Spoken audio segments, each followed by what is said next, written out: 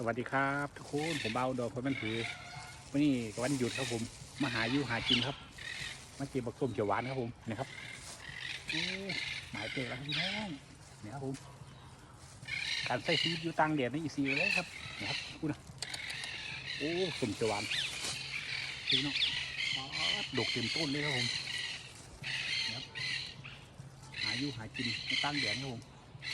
เดี๋ยวพี่น้องโอ้ดกกว่าที่เอาวะนะครับ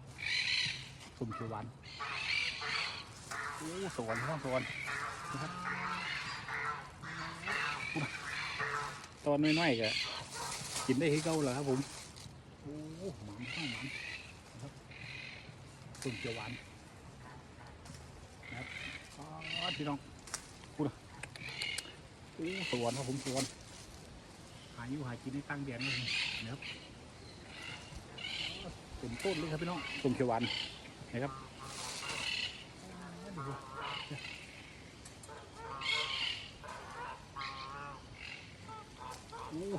ตอนลูกน้อยก็กินได้ที่เก่าเด้อครับพี่น้องเนี่ยสวรรค์ไหลครับผมเดี๋ยวครับกินแป๊บเดียวกินแป๊บเดียวที่เต็มถุงเลยนะครับเดี๋ยวครับพี่น้องตอนลูกน้อยก็หวานนี่เขาเลยครับส้มหวานครับโอ้สวนเลย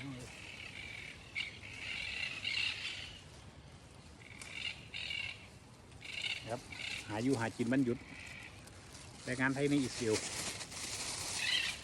เก็บส้มหวานไม่กินพี่น้องหมันครับหมัน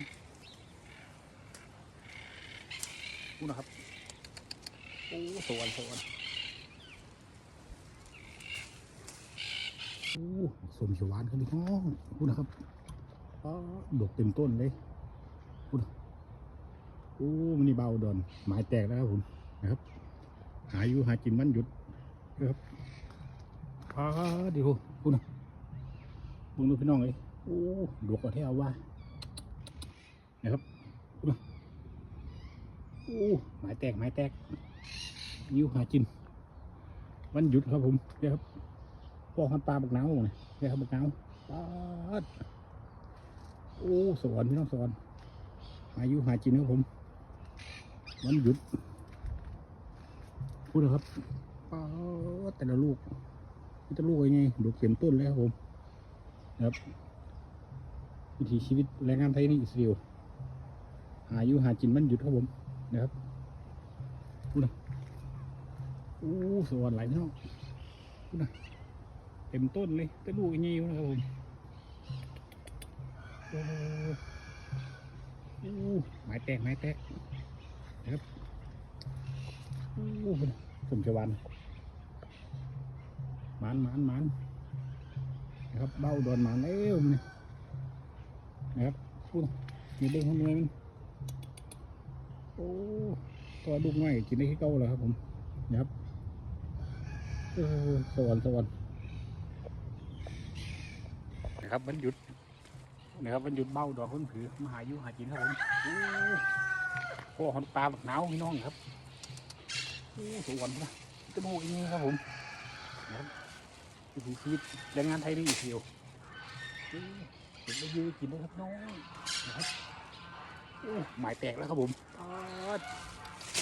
โอ้สวรรค์มีจมูกอย่างนี้ครับผมนะครับไม่ได้ซื้อเลยบักหนาวนะโอ้ดกกว่าที่เอาว่าพี่น้องดกกว่าที่เอาว่านะเดี๋ยวตัวอะไรนะครับเก็บไว้ยูไว้กินงานไทยนี่เสียวครับผมเนี่ยครับบักเงาได้บักเงาแล้วก็ได้บักสมโอเชียวหวานครับมันนะครับบักสมเชียวหวานก็ได้บักเงาก็ได้ครับผมนะครับ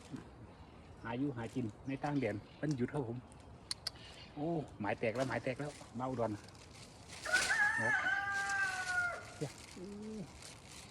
เต็มต้นเลยครับอย่างมีคนมาเห็นนี่ครับพี่น้องนะครับโอ้มันโอ้ดกกว่าที่เอาว่าของเงาเลยนะครับจบเจ็บเป็นเดียวที่เต็มถุงนะโอ้ลูกนี้วะ อ้มีคนมาเห็นพี่น้องเอ้ยหมายแตกแล้วเบาด่วนนะครับพูดมึงรูปบึกเนาโอ้ดกเอาแท้วะโอ้สวยพี่น้องสวยนะครับผมโอ้เก็บเป็นเดียวนี่เต็มถุงเลย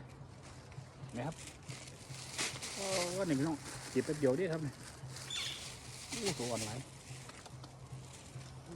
นี่ครับ